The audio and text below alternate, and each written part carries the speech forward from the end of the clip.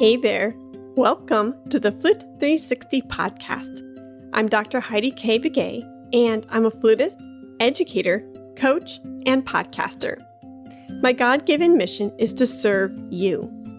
I am passionate about guiding you, the modern-day flutist, to discover your unique voice on and off the stage. The goal of this podcast is to help you thrive, both as an artist and as a musicpreneur. Go ahead and grab some espresso, your favorite notepad, and let's get to it. Today's episode 199 is titled Tampere Flute Fest with Sebastian Jacot. Well, I really appreciate you carving out time for us. Well, I'm here. I'm happy to. Yeah. You probably don't even remember me. It was like 2-3 years ago. Oh, you're so... And didn't you come twice to Cluj? Yes. Only one. I think you did. You came twice. Yes. Yeah. Yeah.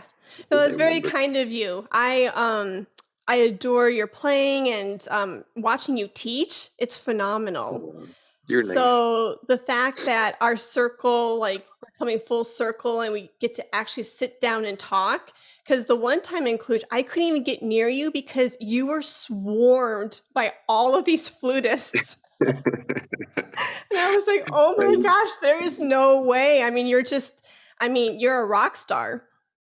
But that's what some people say. I don't know. I play the flute. It's difficult to be a rock star when you play the flute, isn't it? Yeah. But no, yeah. But in Cluj, it was always, it's such a nice organized event, because it's true that I remember when I was a kid, when I was doing competition, I would get a 30-second comment on my round, on my performance, and I would always be left with nothing. Yeah. I mean, I know what I felt, but apparently the comments I was getting was always kind of random and generic, and it never really helped. And I always thought that competitions were actually something to help you grow, and not out of 200 people who are going to go to a competition, one is going to have a first prize.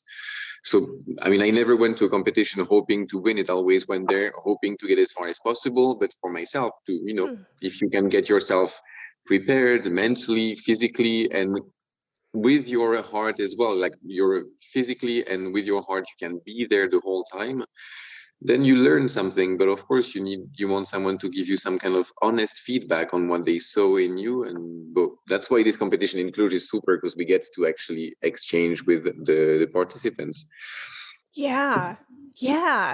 And it's so crazy for me to see this like full circle moment, because in the moment I thought, oh my goodness, I can't even like part the crowds to get to Sebastian. And now I get to sit down and have some tea and just really relax and get to know you better. Yeah, well, good things happen to those who know how to wait, the patient ones. Oh. Who keep going at it, never giving up. Oh, thank you. I don't know if I'm always patient, but this time around it paid off. Yeah, but patient on the long term, on the small things, boy, it doesn't matter so much. There you go. Yeah, I like that. So you are one of the phenomenal guest artists through Tampere, and I'm curious how your path crossed with Beatriz. You see, I thought I was a bit unprepared. How did our path cross with Beatriz? I've actually never met her. Oh, okay. In person. I actually have never spoken to her in person. We've had a couple of email exchanges, messages, a couple of phone calls. That she's friend with also Alexis, which I've worked with on another competition in Japan with other common friends. And I know Alexis, of course, we've seen each other more than once, but since he's close to Beatriz now, I guess it did its small circle there. I'm not sure how we... What? Nice. Okay. I've never done a podcast before, actually. I've always heard of it, but never done one. Cool. I like that I'm your first. That's great. Have you listened to flute podcasts, or is that something that's new to you? I rarely listen to anything flute related. Yeah. To be honest, I don't know. I somehow, the fluty world, I do go to, how do you call them, the flute conventions that we have here in Europe, but I like to meet the people, and I choose where I go according to the quality of people I meet there. And the flute is always on the second kind of plan, the second stage for me. But it's changing. It's changing. It's not a fixed idea. It's not something I'm against. It's just it never really happened, and I've always probably put too much things on my plate to be able to do everything good. So it was always everything okay. But this kind of the attention to the flute world, being present also on the flute stage, physically also expressing myself, publishing things is something I've never really done. And I feel I probably missed out on a couple of things because of it. But yeah, it's exciting to actually start. Yay! No, and that's really, right there, what you said is so valuable, because what I'm hearing you say is you're having this like really narrow focus, and you are deciding the things that you want to pursue. And you don't have to pursue everything, I would love to, but cannot. Yeah, and you Sadly. can't. There's only so much time in the day, there's only so much energy, and the fact that you're deciding, okay, I'm pursuing A, B, C, and I'm kind of focusing on that and dismissing for now, X, Y, Z or whatever it is, that takes a lot of focus.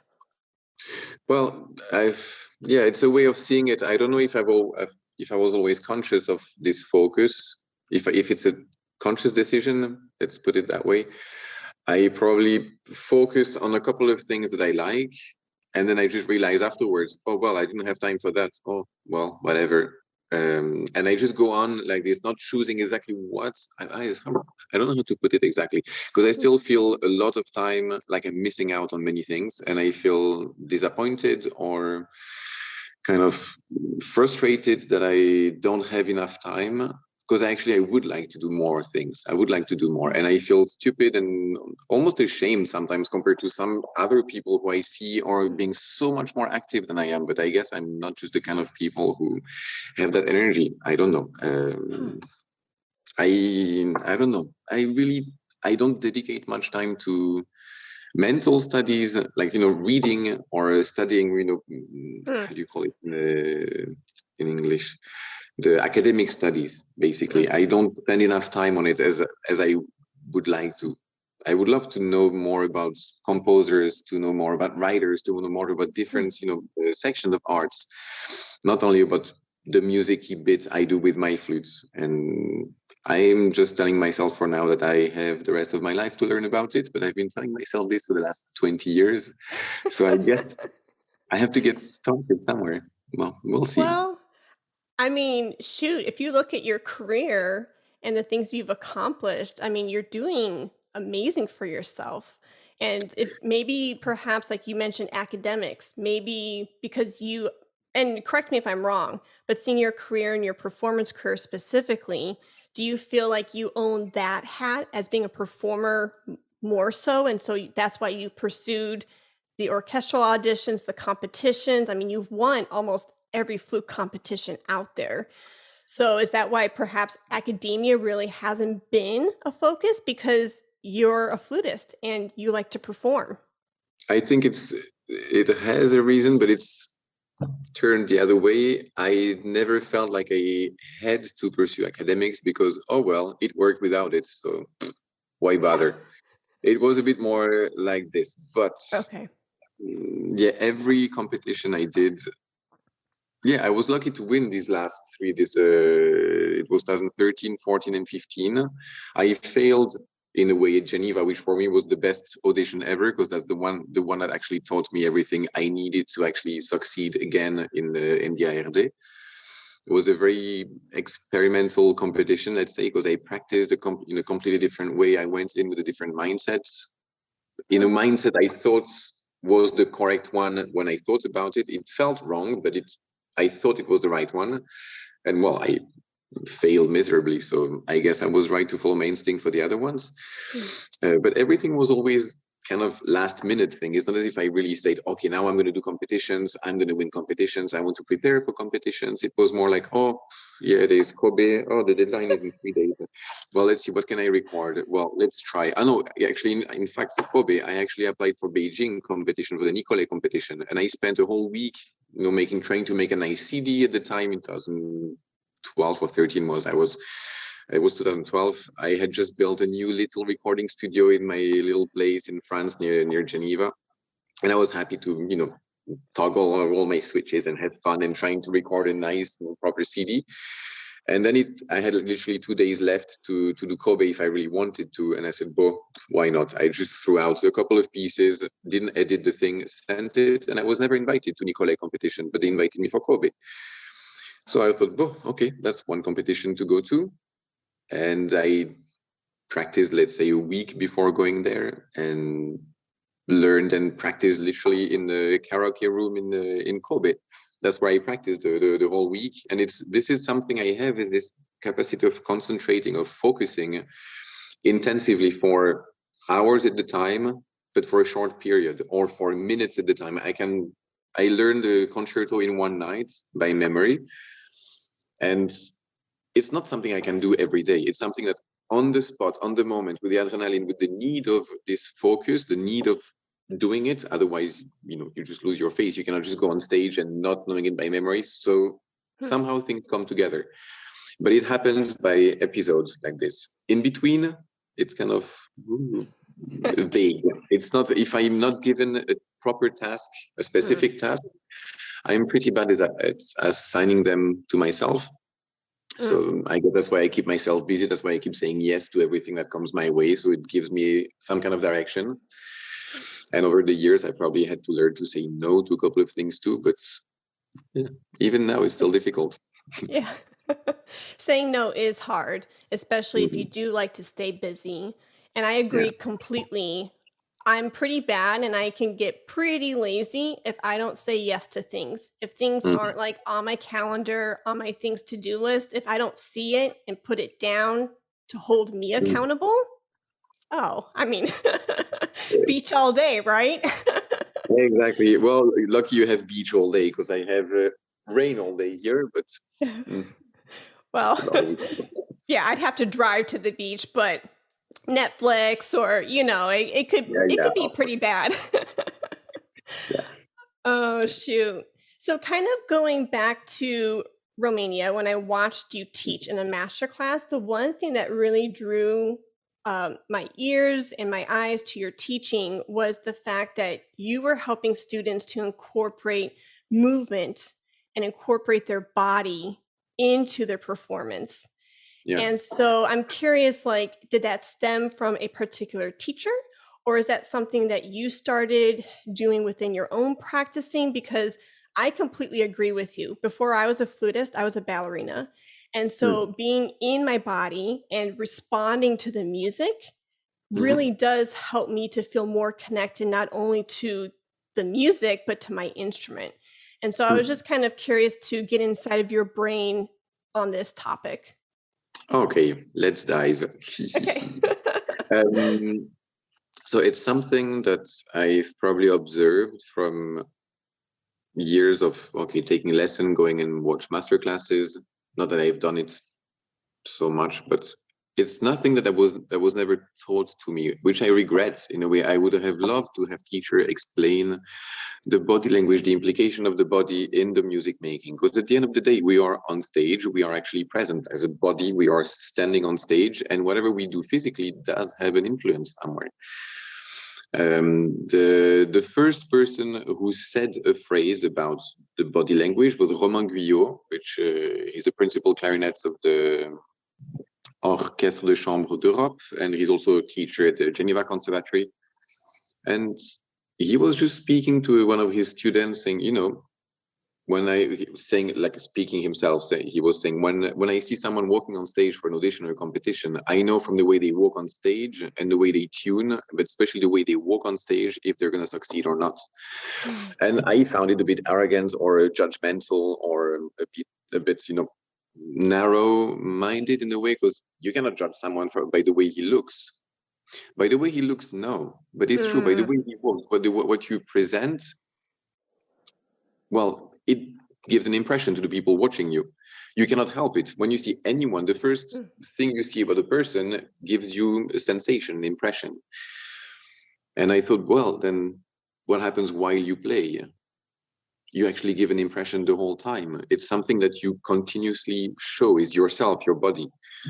And then I let it rest for a few years. But I realized that not only I think it's important to control the way you move for the audience, but actually more so for yourself. If you think of putting on a very smiley face, you make your biggest smile and you try to convince someone that you're completely depressed and completely sad. I'm so sad. It just won't work. The same thing, if you make your face completely down, you say, I'm so happy. It just won't work. It's impossible. You cannot physically, you cannot feel happy if you make a sad face. I mean, I don't know you, but I cannot. I possibly can't do it. And most of the students I've tried these kind of silly exercises with also can't. And so it's something to tap into your own personality, your soul, your heart. You connect an idea. You say, okay, sad. So sad represents down. But okay, then sad for the face is down with the lips and with the eyes a little bit. And you start speaking a bit lower. And you breathe with a more shallow depth. I mean, you don't really breathe quickly. Everything is a bit slower. Then the shoulders droop a little bit. And you move slower. And this, you can apply it to the flute. You take all this body language and you think of a sad movement that you want to play. And I say sad to say, yeah, black and white, happy and sad. Of course, you can have a sad moment in the present, remembering a happy memory of the past. That makes you sad now, and you can complete it with a whole other kind of colors and atmospheres and moods and emotions and sensations, taste and smells and everything you want to invent around it. But to start the root of this sensation, let's call it sad, well, you observe your body first. And I think it's kind of what actors probably have to do when they want to find a proper, expression. They have to observe themselves when they are in this emotional sensation naturally. So when you get angry and you yell at someone, when you express yourself, your voice is not pure, it's not perfect, it cracks, you start spitting, or you choke yourself like by screaming too much, you become quite ugly. Usually it's not the most elegant way of presenting yourself. And so when you're playing a piece that is and should sound angry, you can no longer aim at putting out the perfect sound, a pretty vibrato, a nice posture. It has to become ugly in a way. And you have to find this ugliness. And the thing is, it's not the result that comes out that is important when you practice, but it's the connection between your idea and the result, the physical results. And to make this connection, the bridge, you have to build a bridge. Then what's on either side of the bridge? This is always discussable. You can talk about it, and with anybody around, you can agree, disagree, but you need to build a bridge. And I think this is, for me, the most important thing, is to be able to have an idea, give it to your body, and then let your body drive. And it's not going to be the brain driving anymore. It's going to be so quick, the bridge, that the body can actually decide, okay, you see a bar written in 3, 1, 2, 3, 1, 2, 3, and so your body knows already that it's going to move 1, 2, 3, and the 2 is always going to be a side beat, and the 3 is always going to be an upbeat. Even if you decide to put an accent on the third beat, even if it's written with an accent on the third beat, it's never going to be 1, 2, 3 down. It's going to be 1, 2, 3 down, and the 3 is going to be up, and it's a different sensation. And then you can start to play from this, but you have to create, in my opinion, a vocabulary, a physical vocabulary. And it has to be at the beginning, of course, extremely simple. You have the down and slow for sad, the super upbeat and happy and quickly breathing and, over-articulating thing for the happy one, and then everything in between. But you start with these two opposites. You start by conducting, when you take your flute in the hand, it's the same as conducting 1, 2, 3. You do it with the flute, 1, 2, 3, 1, 2, and then 1, 2, 3, 4. And this you can apply to any piece that you play, and you start with this, and you will discover that the pieces feel different when you actually conduct them instead of following them. You know, this thing of following, it's super nice when you're in the audience. But when you're on stage and actually playing, and suddenly the audience starts clapping after you, well, yeah, they're reacting. And most of the time they just disturb, which is what the body does. When you let your body follow you, usually the body disturbs most of the time. Okay. That's why I think the body should be leading. And very often, the body is quicker. Like reflexes are quicker than the brain, at least in my case, because my brain is not that fast. But I know that my body will react quicker to anything and everything. And when I go to an audition, when I go to on stage for a concert, if I have taught my body to breathe in the right way or to guide a line in the right way, even if I'm not completely focused, at least my body is. And it's not, I don't have to be completely, thinking of every note I'm playing. If the body is carving the phrase for me, it gives me all the space to actually focus on the music and not focusing on the shape of the phrase with my brain. You know what I mean? Does it make sense? Oh, completely. I love it. You could not have said any of that any better. I probably could, but I lost myself a bit in there. No, but I don't know. It's super simple, and everybody can do it. If you've learned solfège, you can start from there with the flute in your hands. And everybody knows how to be happy or to be sad. Everybody has experienced it in their life in one way or another. And that's why it's so nice. It's actually, this is the moment when you start practicing, when you have a concept of sad and you want to express it in your music, but your way of being sad. And that's when you start practicing it. How do you play these Mozart concertos?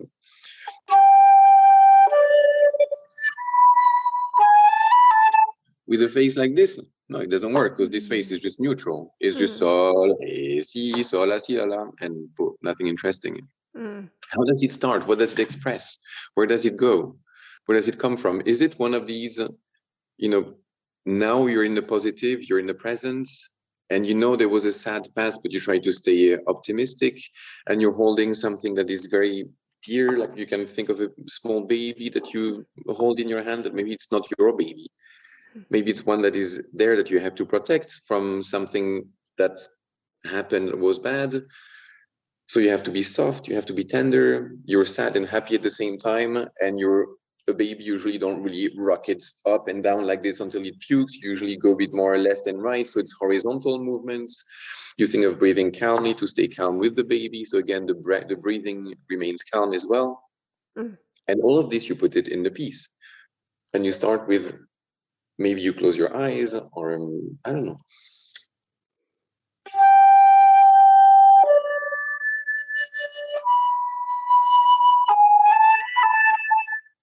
And a bit of hope here, question.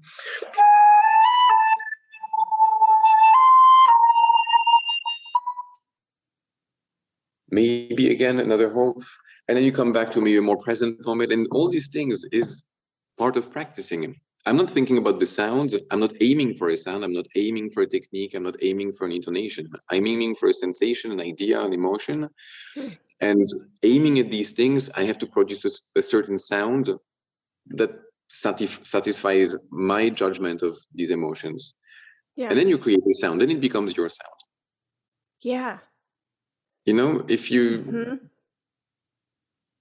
only aim at producing the most perfect tone, the most beautiful vibrato, the nice perfect technique, the clean staccato, if you miss one of these things, then there is nothing left. Yep. If you present a nice frame, a nice emotion, you set up a nice mood, if you crack a sound, at least the mood, the idea, and the emotions are still there, because that's all you're focusing on. That's all you're trying to show. The rest doesn't matter.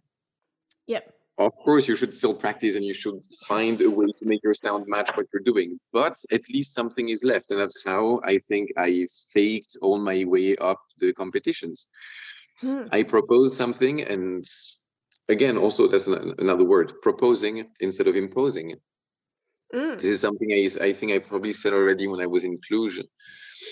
I know that this I discovered by listening to auditions here at the Gewandhaus. So it's been 7 years here. I've been playing in this orchestra, and we have a lot of auditions. We every week we have an audition for either an academy or how do you call it, Zeitvertrag, someone who comes for a replacement for a year. So we give them a short-time contract for every instrument. And I realized that always the people who convince me the most are not the most clear about very specific ideas, but they're the one who actually proposed me a very convincing idea, but still giving the choice to take it or not. Okay. They don't go 100% into it. They give me always this 10% left of margin where you go, but you turn just at the last moment. You don't go smashing into this accent with the sound, with the tongue, with the body, with the energy. You go maybe with the tongue and the body, but the energy kind of goes around it, or the opposite. But you show that you could go there, that the phrase could go that way. Okay. But you don't make it a big fuss. You don't really insist on it. When you play sol dum dum dum ti dum bum, you don't do it like this. You do it ba dum ba dum pum ti dum bum. You make the same accent with the sound in the tongue, but the movement goes sideways, and it takes you directly to the next place. For example, we have, if we count body, articulation, sound, and I would say energy, I would count 3 tools at our disposal to express something. Well, never use more than 2 when you want to propose something. Okay. Use two of them, and the 2 other ones, they can stay around, they can stay guided, or they can do the complete opposite. And that way people can decide to hear your accent or not hear it. Either way, you've done the accent, but you've not exaggerated it, and it means you don't have to change your idea. You don't have to prostitute your idea to please people. You can still put it out there, but you don't disturb. So propose, but not impose. Yeah. I like that. Yeah. No, I just wanted to kind of pick your brain about that more, because it was a frequent theme throughout your teaching. And when I watched you play, on stage and in different, recording venues, whether it's like YouTube, that a video has been uploaded to or whatever, like I hear what you're teaching through your own playing, and so I just kind of wanted okay. I just wanted to get inside of your brain a little bit more with that. So then what I'm hearing then is, a lot of kind of on the same idea, but piggybacking off of this, you brought it up with like the human element. A lot of 360 listeners that I talk to, they have a hard time like owning and being comfortable in their own skin. And I think a lot of what you're talking about right here would actually foster that. So that way they can almost, like you said, let the body lead, let the body react. So do you think that, of course, like minimizing imposter syndrome and comparing yourself to others and all of that, is there, I don't know, a piece of advice of really letting your artistic voice speak through and not worrying about, I don't know, just letting it shine? Do you know what I'm saying? So that way you can feel more comfortable on stage, and that way you can, I not to sound redundant, but... Yeah, no, but there are a couple of things that definitely can help. The first thing to know is that when you get on stage, the people who are on the other side, they're there to like you. In my entire life, I've never I never went to a concert to dislike the person I was going to go to listen to. If there is anything the audience wants, is the performer to be them, to have fun and to give them something positive. You pay for a ticket. When you come back home, you want to be able to justify buying this ticket, or just even if the ticket is free, if the entrance is free, it doesn't matter. You go to a place to be amazed, to be captured by a story, to be told something. And so just knowing this already, you know that the audience is there to like you. Not the opposite, not there to judge you, but to like you. The other thing is that's also why I love music. I was always quite bad when I was a younger kid to express myself with words, because I could never really make a synthesis of ideas. I always had a lot of when you have to make a resume of a book, like when you have to, speak at school about a book, I would remember passages of it. I would remember, small little excerpts of it, but I never really captured the meaning of the whole book, or if there was a philosophy behind it. If you pointed it out to me, of course, I would understand it, but it was always limiting for me defining what were the most important elements, because for me, everything is always important. Anyway, to cut the story short, for me, music was the only place where I could say whatever I wanted, and nobody really understood, and people could understand whatever they wanted. So in a way, when you play music, be sure to tell your story. There is one small asterisk, a small sign on the side, of course, by following the text of your music first. Whatever piece you play is not your piece. It's been written by someone who, just like you, wanted to express himself or herself. So you have to respect the composer's first idea, and then see what it does to you, and then how you react to it. And if you don't understand the piece, then I guess you have to live a bit more and let the piece be. You get it in your head, you learn it, you learn the shape of it, the notes, the sensation, the chords, the harmonies and everything. And if you don't really connect with it, well, then you have to go search in your life for it. You're not going to find it in the text. If it really doesn't do anything, just let it be for a while. Or actively search through it and, put yourself in situation, try to imagine the composer's time, when he was born, where he lived, which country, how it was to live, 150 years ago, when there was no Wi-Fi, no air conditioning, no electricity in most places, where traveling from Paris to Berlin was not an hour flight. It was more like 7 days on a horseback. I mean, putting yourself in these conditions in your head, and then try performing, feeling for the composer, and feeling the pain, because everything was about pain in this time. And if you imagine living these hundreds of years ago, nothing came easy. You had to fight for everything you wanted. The same thing when composers beat Brahms, Schumann, Schubert, Wagner, Mahler, they all suffered tremendous loss in their families, with kids, with death rate was so much higher, and for them life had of course a big value, but they also knew death much more than we do, for example. So it's completely normal to speak about it in this time. So it comes through their music. The pain comes always through. You cannot always make every piece happy. So they're going into the pain, and for the ones suffering from this identity thing, where we feel judged, we feel like we don't belong, or that we would like to be different, I can understand this pain, and it has its place in music. There are tons and tons of composers who have written feeling the same. Just go find these feelings and express them. Use your life. Like, the more you suffer, it's a bit of a cliche, but it's the more you suffer, the more you have to say. If you can face it, if you can look at it in the eye and actually seeing what makes you suffer and how it makes you suffer, if you can put words on this sensation and these feelings, then you can express it.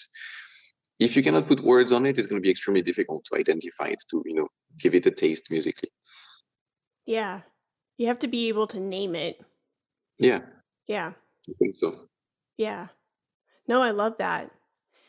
And not to totally go down another rabbit hole, but when you mentioned, of course you have to know the historical context of the piece, but then also, because that was your asterisk, that was your disclaimer, but then knowing and being comfortable to tell your story, and that's something that from like right around Cluj, that's when I was starting this podcast. And until now, I'm so thankful to podcasting, because that taught me to be comfortable with my story, because I was trying to, in the early stages, like sound like somebody else and use somebody else's words and somebody else's stories, because I thought I had to appear a certain way.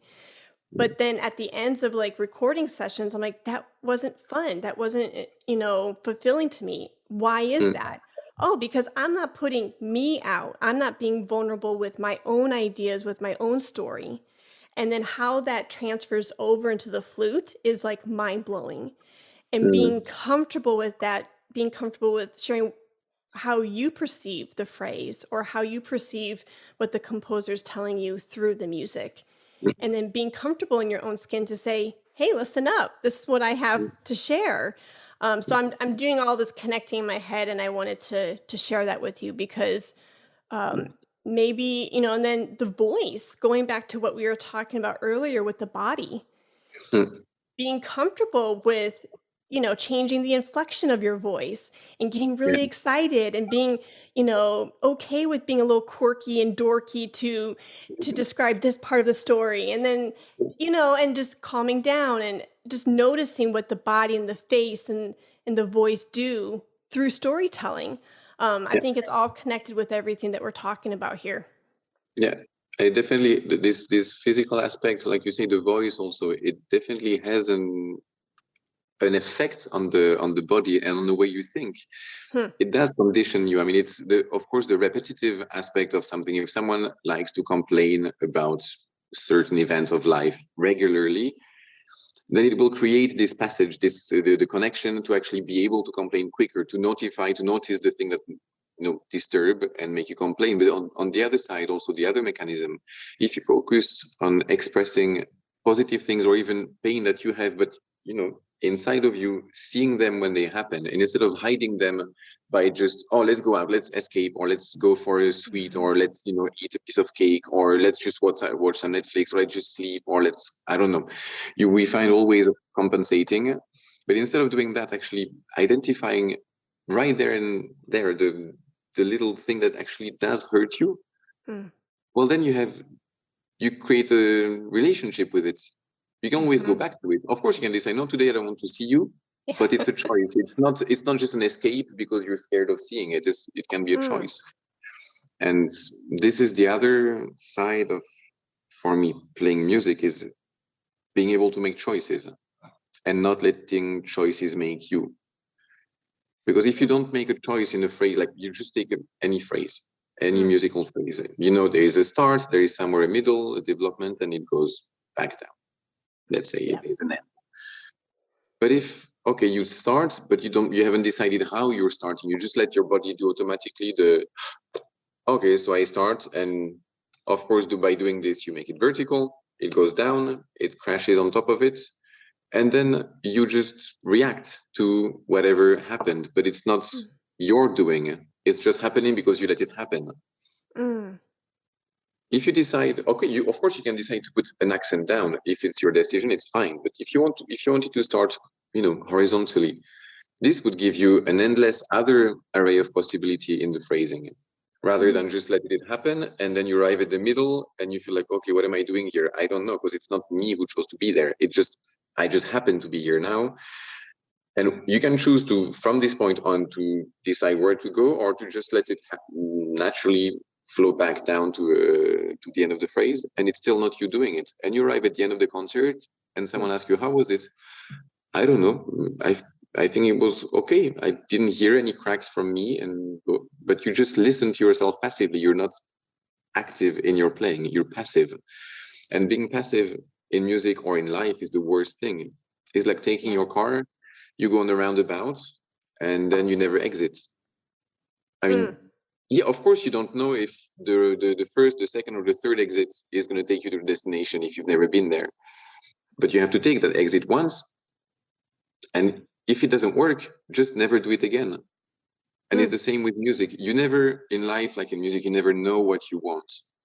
But slowly, slowly, you discover what you don't want anymore. Mm. And it limits the amount of bad choices you can make. It's Mm. the same for when you play music. You try one way of phrasing, it doesn't work. Just never try again. Mm. But if you don't decide it, you're going to let it happen again and again, and you don't know what's not working, and you cannot avoid it because it's not you doing it; it's happening.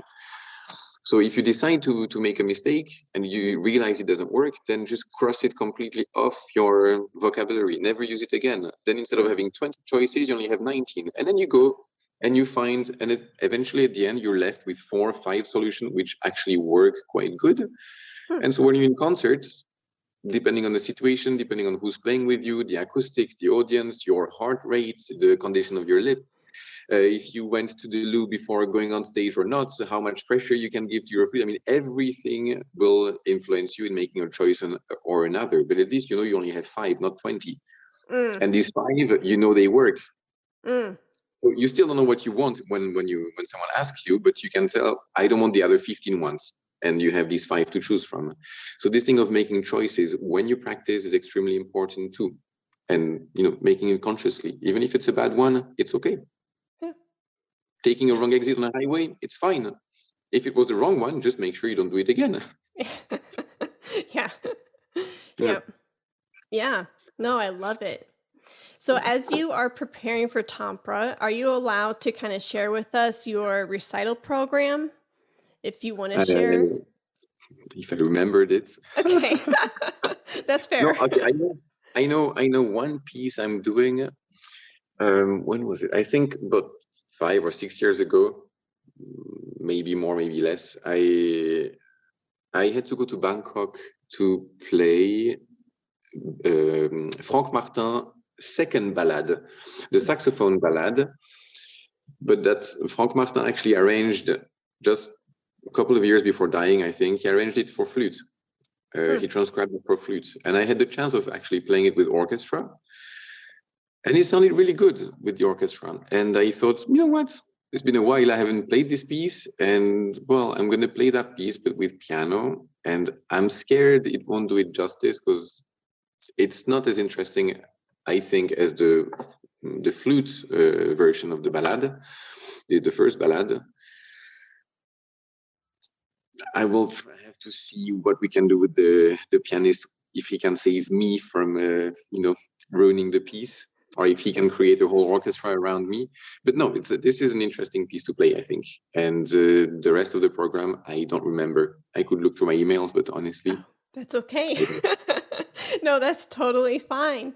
That's amazing. So besides Tampere, what other projects are you working on, or any, I don't know, part of your schedule that you'd like to share?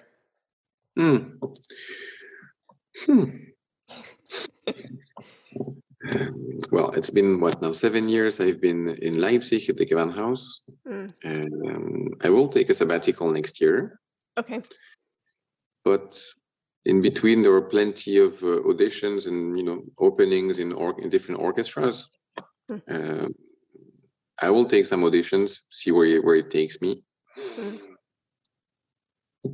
If it doesn't take me anywhere, I'm happy to just move to Italy for a year and do my own little projects. There's, since years of playing in the orchestra, I think the pile of music I want to record and perform on my own or with colleagues or chamber musicians or just solo concerts has been getting higher and higher.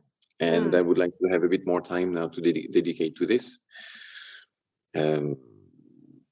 Everything this year, everything is changing. I think for a lot of people, because probably a lot of us have realized during this first lockdown that, we can be happy differently. We don't necessarily need work and the quantity of work we used to actually be good people. Working more doesn't make us better people. No. And this is part of why I think I'm happy to take a sabbatical and take a step back, but without being locked down and locked at home. So still having the possibility of performing and doing what we love doing. And I'm getting married this summer, so it's taking a lot of energy to plan this. Oh, congratulations. Thank you. That's amazing. This summer? Yep, in July. Okay. It's a bit close. It's going to be in Italy, in the north of Italy, where Rebecca is from. Yeah. And if nothing happens with the situation in Europe, hopefully we get married by then. Where will it happen? In Torino, in the north of Italy. Okay. That's amazing. Congratulations. Thanks. How long, if you don't mind me asking, how long have you been with your partner? 5 years. No, actually, quite exactly 5 years, yeah. Yeah. I was with my husband for about 3 years before we got married. Nice. So, it's good to be friends and to date slowly without, rushing into anything. Yeah. That's true, especially for us. We've been doing this for 5 years, and everything at distance. She lives in Torino, I live in Leipzig, so we kind of commute to see each other, and very often actually we meet in different cities. Rather, I mean, the cities where we live, they're not very convenient for traveling, so we meet elsewhere. And yeah, it's again one of these things that takes you back to making choices. When you want to be with your partner, you actually have to choose to. It just doesn't happen automatically because, oh, I just finished work early. Do we see each other tonight? Of course you see each other tonight when you live in the same city, when you live close by. It's rare to say no, so it becomes a automatism, and you just assume that it's going to keep going like this. When you do this long distance relationship, it's actually quite nice to have to really want it and decide when you see each other. Makes it again a conscious choice. Okay, I'm here because I actually wanted it, not because I don't know why it happened. Yeah, okay. Yeah. Well, fortunately, and that's not an unfortunate thing. Fortunately, I get to choose to see my husband every day because we work together. So Well, that's a choice that was made up the stream. I mean, you made a decision before, and yep. Yeah. How does it work? How is it working? It works out well. We work separately in our own offices for the majority of the day, and then we will have to come together and maybe collaborate on a few, thoughts or portions of a project together once a week or a couple times a week. But we work really well independent, and then when we have to come together, we come together.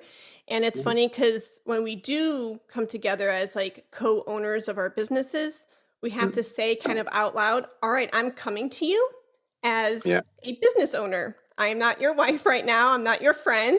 And then we have dinner, and it's us, so we have to like clearly define those healthy boundaries, because if not, then woo, you could run into a lot of problems. It is important.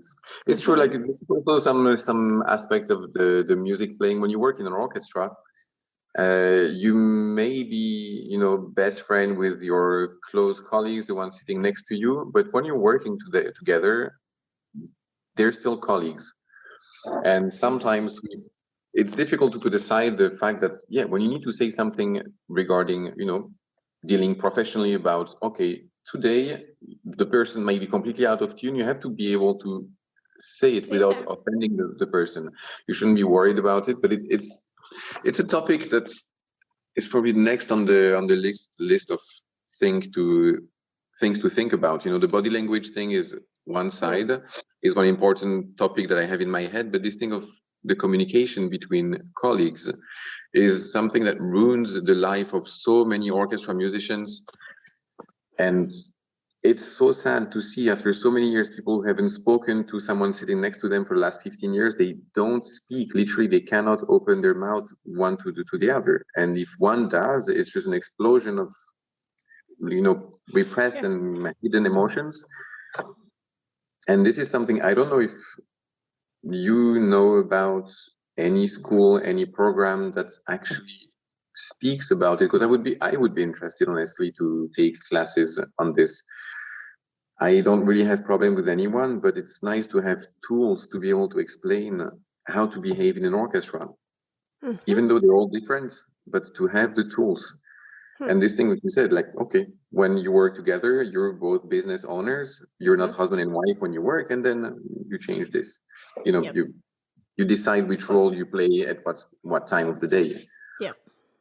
And I don't know. It's maybe a topic for another time, because I don't have much to say about it. But I'm just noticing around me lately too, after the COVID, maybe people took care of themselves. Maybe they started, updating their life a little bit, in a way, taking care of what they actually want, don't want to do, changing profession, changing jobs, changing family. I mean, people splitting up, or people getting together, moving from one country to another. But it shows also in the orchestra that some people realize, I cannot take this crap anymore. And it's not about the music, it's about the people that work around you, which is 90% of a orchestra musician's life. It's dealing with colleagues. Yeah. well, it would be nice to be able to do this thing of, okay, now we're colleagues. Okay, your staccato sucks, and you're literally one whole bar behind the conductor for the last half an hour. Did you notice? And you can fight all you want, but at the end of the rehearsal, you still have to go ahead and grab a beer together. Yeah. Yeah.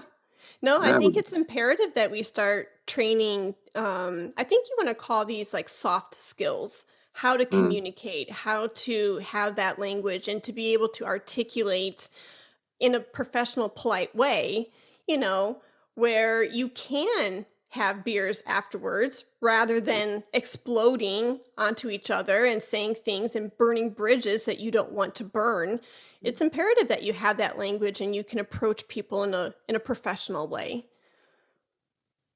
Yeah, but also not being scared of saying something, because very often we especially again in orchestra where you have such limited amount of time to express something.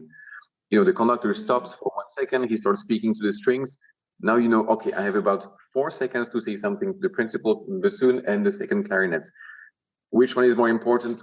Maybe I choose second clarinet, and you just spit it at that person because you only have 1 second, because now the conductor is already talking to you and you're turning your back to the conductor, and people are saying, the conductor is speaking to you. So it's always this kind of situation where you have to be quick.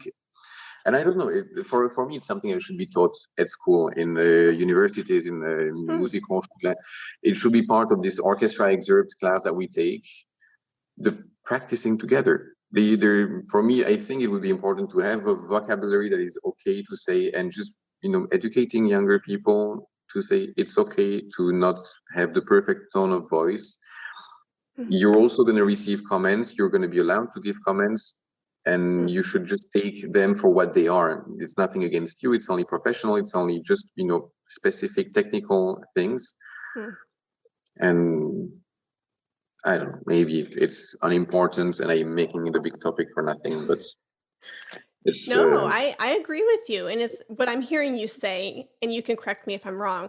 What I'm hearing you say is, at the conservatory, it's imperative that we teach our students how to play well and in tune and, play with the beautiful tone, all of these different things. But on a larger scale, it's also imperative to learn these skills of communication, collaboration, business, or relationship building. It's all a part of the whole. It's not just playing, but you have to look at these other components because it plays a part in your experience in the orchestra. Yeah. Definitely. And also, I don't know, I'm not very much used to the auditioning process in the United States, for example. I know that you have trials, you're offered trials easier than in Europe. For us, it's you win the audition, you get the job. I mean, then you have a whole 1 or 2 years of probation time, like trial period. But very often people want to play with you in a trial. They actually want to experiment what it is to play with you, on a human level. And this is how people choose you. So if you don't have that skill, if you don't have this communication skill, you lose as many chances as by having a bad sound, basically. Yeah. So again, that's why I think it really is important. And very often we made this mistake, for example, here in Leipzig, where we said, okay, let's not judge the persons, let's not judge the way we feel about the person, but just the way the person plays. And it turns out after 2 months of trial, but we cannot work with that person. And it's really sad because the person can be gifted, talented musically. And it turns out that it's really a bad fit for the orchestra, and you have a whole year with that person, and it's unfair for us, but for that person too, because everybody is mistreated and feeling bad. And most of the thing that never didn't work in the trial periods for us was always the human aspect. It was never anything technical, because anybody who has reached the level of already arriving at the final of any audition in an orchestra, you have a good level enough to actually play music. But you have the skills to actually share them and work with people who want to work with you. This is the next question. And I think it ought to be explored and theorized. I don't know, there should be a theory about it. A book to go to, like, I don't know what you have, these books, the books for, on dit les livres pour les nuls. How do you call it?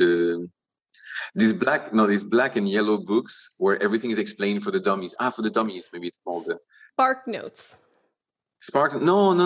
They're Okay. really like edited books. I know what you're talking about.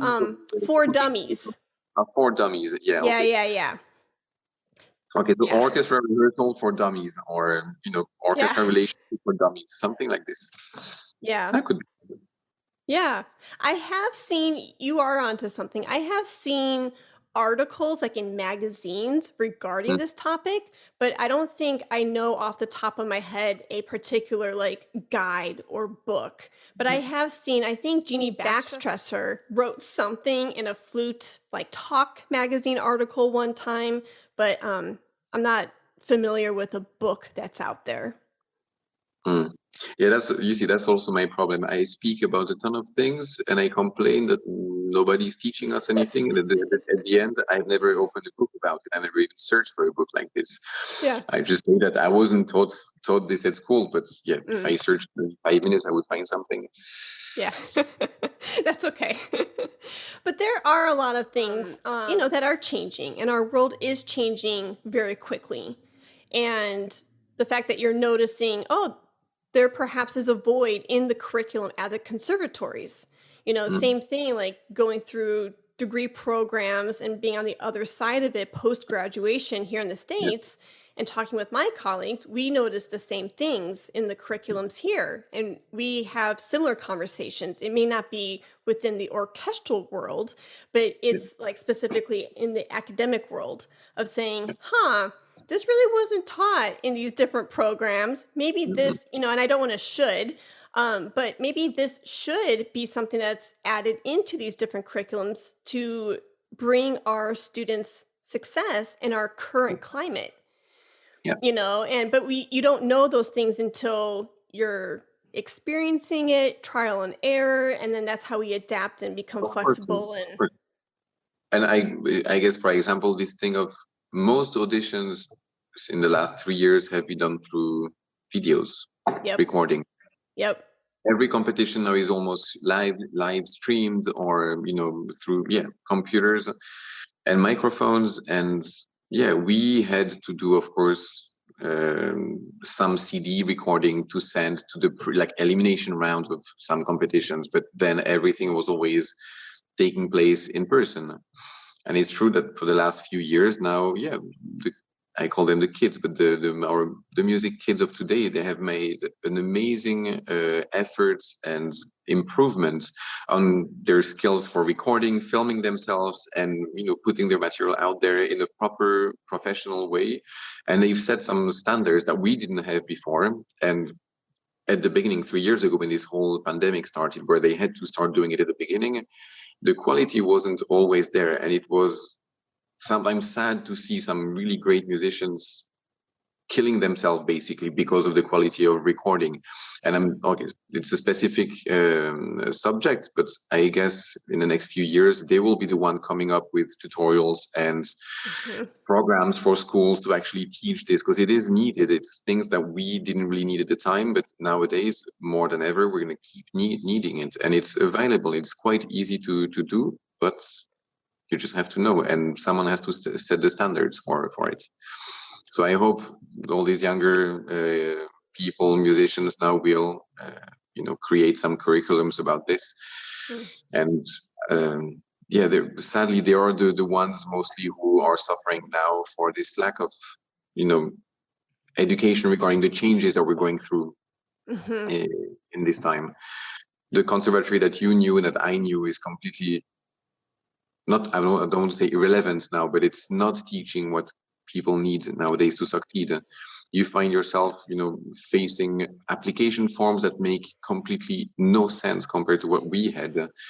And a lot of people actually give up on music, on jobs, on competition, just because of the kind of academic things and technical forms. Or we go back to the past, which is always better, right? That's what we say. Yeah, we have options. And which way will it go? And speaking of the pandemic and talking about changes and being flexible and adaptable, even before the pandemic and being a teacher, when I watch my little ones in the studio and their parents are going through divorce or they're moving or some traumatic event happens, I'm always astounded that even in the little ones, like 6, 7, 10 years old, we as humans, it's inevitable. We can adapt. We Mm. you do you know what I mean? And Yeah. so even before the pandemic, this was something I thought about a lot, and then going through the pandemic, time and time again, it just proves itself like, "Oh, we're adapting, we're being flexible. This might not have been something that was taught to us, but what can we do?" And like you said, at the beginning of the pandemic with recordings, you're like, some of these musicians really shot themselves in the foot because the technological side wasn't there. Mm. But as they were learning and teaching themselves and DIYing it, doing Yeah. it yourself at home and, putting these pieces of the puzzle together for themselves, their recordings were getting better because they had to adapt and they had to teach themselves, especially during a time of hardship. Yeah. And it always astounds me that if given the right, um, even just a little bit, even if it's just a little morsel of hope or a little Mm. tool here or there, we can adapt and be flexible and come out better on the other side of things. Yeah. Yeah. Yeah, but often it's actually like you say, in these times of hardships, that people actually have to find a solution for themselves, that they actually create the most amount of quality improvements. And when it's given, of these ones now, they're going to give it for free to the next generation, but the ones who are suffering through it, they're the one reinventing the world. They're the one who actually find all the solution. And it's usually in this time of difficult times that things tend to improve and people get the best out of themselves. Because of course, when everything is comfortable, Hmm. you don't really need to. It's the same way, like what we were saying at the beginning. If you don't say yes to everything, if you don't have anything that you must do, well, you just chillax on the couch. You don't have anything else to do. So why improve? Why push yourself? It's Yeah. the same for the competition. I would have never learned a concerto by memory in a night if I had not put myself in front of this challenge. I would never do it. I Yeah. don't I don't think I would even be able to. I mean, it's inconceivable for me to learn a piece in one night. I could Yeah. never do it again. But these competition, they show you what you actually are capable of physically, Mm. mentally, not sleeping for 2 weeks straight, like sleeping literally 1 or 2 hours per day for 2 weeks. Yeah.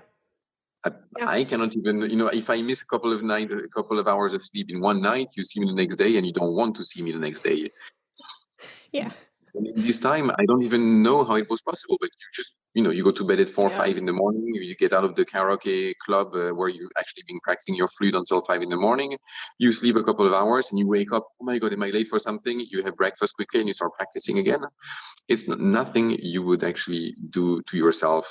I mean, to your sanely self, you would never put Yeah. yourself through it. But when you accept and you put yourself through this difficult situation, then you see what you're capable of.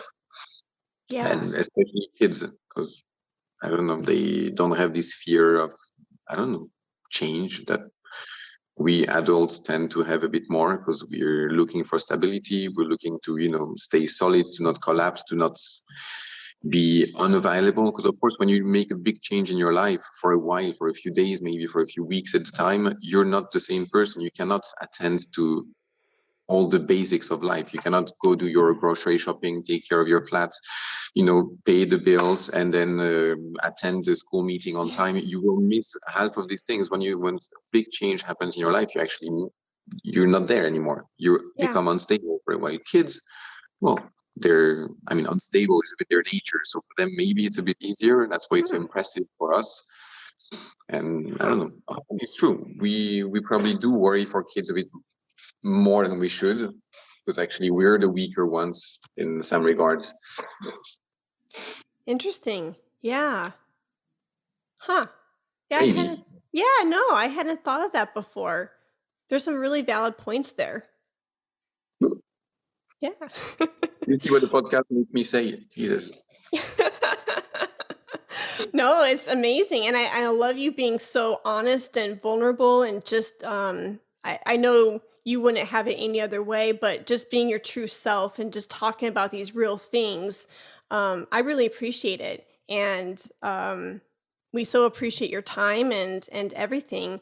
Um, I know I'm probably keeping you. It's a little past the hour, and I want to respect your time. Is there anything? I mean, we've talked about a lot. Is there anything that you want to wrap up this conversation with, so you don't feel like I'm pulling the rug out from underneath your feet? No, You're like, no. Okay. whoa. One last little thing. Fear. Fear is something that is very useful when you're completely left on your own, or you're in a dangerous situation. You have to learn really the basics of basics. Okay, fire burns. Touch fire, burn yourself. Never touch it again. Okay. There it saves your life, maybe. But there is a time in life where fear becomes more of an obstacle and something that is an enemy to you. And it's not fear. I mean, we learn through fear since the beginning. I mean, this thing of, okay, don't touch fire, don't run down the staircase, because if you fall, you hurt yourself. It happens once, you don't want to do it again. But then at school, it's the same thing for learning a language, learning how to speak properly. You're scared of not being understood or not understanding someone. Then a bit later, you're scared of not being included in a group, being pushed aside because, you just don't belong because you don't know how to do it. And then it's, of course, all the teachers, the parents, for any class, any sport, anything, you're always scared of disappointing someone. A teacher, a trainer, a professor, or your parents, or you're scared of being judged by your brothers or sister for being less good than them at something. So everything we do, not everything, but a lot of what we do is because of fear. Until we're 18, until we live with our parents, until someone pays for our food, our education, our roof and everything, we kind of feel there is a little bit of this sensation of we owe our parents something, even if we don't owe them anything. They chose to have us. That's one thing. But still, there is this thing, they're responsible for us, and therefore we have to respect what they ask us to do, and we learn from them. And this thing of fear is something we have to get rid of once you become adults, or even before, if possible, to know that it's okay to be scared of something you don't know, but it stops there. You're scared of it because you don't know it. So go and discover it. A new technique, a new piece, anything new. Like, I'm going back now to the music, to the flutes. We are scared of changing anything because, of course, we don't know it. It's new. It's not ours. Yeah. And I think the first step to help in this process is everything you've learned in the past, out of fear or in any other way, just make it your own. Because, brushing your teeth is probably something your parents tell you every day. Go brush your teeth after lunch, after dinner, before going to bed. And just to not be screamed or yelled at every night, you kind of do it. Yeah. Some kids love to do it on their own. I'm generalizing. It's bad, but it's just for the sake of the example. Out of fear, again, you go brush your teeth because you don't want to be yelled at. And then you leave your parents, you go live on your own. And then you're like, brushing my teeth, whatever. I don't need to do it anymore. I have no one yelling at me now anymore. And then you realize that, I'm having a bad tooth, or a carie is coming. And then you understand why you have to brush your teeth. And then it becomes your decision to brush your teeth. And then you're not scared of being yelled at by anyone. It's your own decision. I want to brush my teeth because I don't want to have a carie.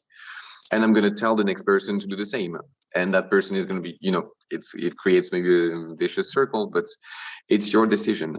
And if you can manage to do this for most of the things that you've learned throughout your life, put a scarf when it's cold, put a hat when it's cold, I don't know, things that people will keep repeating you, and you do automatically without even thinking, actually think about it once and make it your own. Same for the flutes. All the position of the finger, put the pinky here, keep it round. Try to understand why it has been said to you. Now you have the mental capacity when you become an adult. I mean, from 14, 15 and on, you start being smart enough to actually understand why.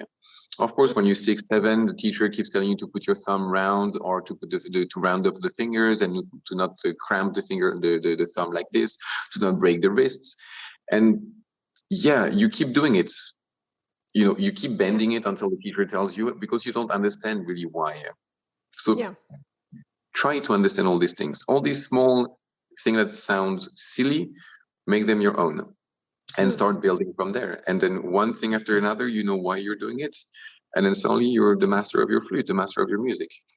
Bit by bit, take off the fear. Make it yours. I love that. Thank you, Sebastian. You're very welcome. Thank you for letting me speak so much. Oh, yeah. Well, completely the floor is yours. And it's I forgot to tell you, you're episode 199. So you are the one that's right before the big 200.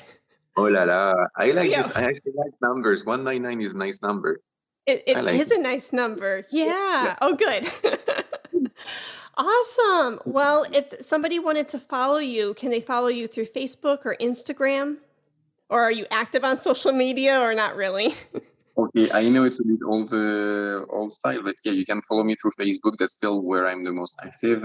I think I have something like 1,500 followers on Instagram, but I've only posted one picture in my life 3 years ago. Okay. I know I will get back on it. You can still try to follow me on Instagram, since Rebecca is she's posting and sharing things, tagging me always in my own things. So she's doing it for me on Instagram. But yeah, Facebook is where I'm the most active still, because I actually understand how to use it. Okay. No, that's great. Awesome. Well, thank you for connecting with me, and thank you for connecting with the listeners. And I can't wait to see all of your fantastic works and your contribution to the Tampere Flute Fest. So thank you very much. I can't wait for this edition. I cannot wait to go to Tampere. I've never been there, and I see what Beatriz is doing. It's necessary, and she's doing it really in a nice way. And I think it kind of matches what we've been talking about now. I think it fits what is needed right now. What she's doing. I cannot wait to take part in this. I mean, we are taking part in it because we were already judging now the next round for the competition. Yeah. But it's a really great event. And well, thank you for organizing this podcast and having me on as well. And I guess we'll meet again, probably not in Cluj, but no, somewhere else. Somewhere else. I can't wait to see where our paths will cross in the near future, hopefully. Yeah. So then take care, and I think I'm gonna go eat something because it's past 11 here at night. Okay. It's time for dinner. Well, a bientôt, and ciao. Bye. Ciao, Heidi. Bye. Take care. Thank you so much for tuning into today's episode. I hope that the content has served you well. The thing that I would love for you to do right now is go to my website at HeidiKBegay.com. That's HeidiKaybegay.com. Go to the right-hand side of my website and you will see a tab called Subscribe. Click that bad boy and type in your information. The reason being is because I send out a weekly newsletter and it's jam-packed with value. These past 2 months alone, I have sent out discount codes on my friends' classes. I have sent out links to free ebooks and so much more. So if you're not on that newsletter, then you can't get those perks and discounts, links and codes. So go to HeidiKBegay.com, join that mailing list, and I can't wait to see you there. Thanks. Let's talk about flute.